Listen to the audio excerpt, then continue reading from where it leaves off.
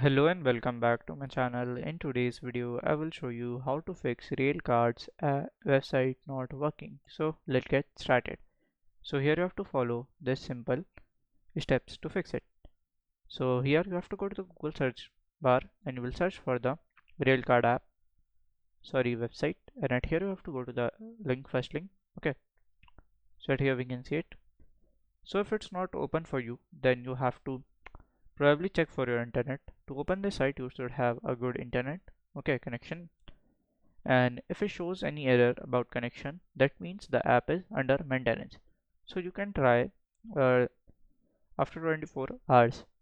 If you are using VPN, you have to like stop this and use your own internet, and it will be fixed.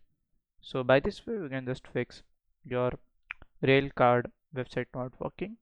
So if you find this video helpful, make sure you like, subscribe and share the video. Thank you for watching.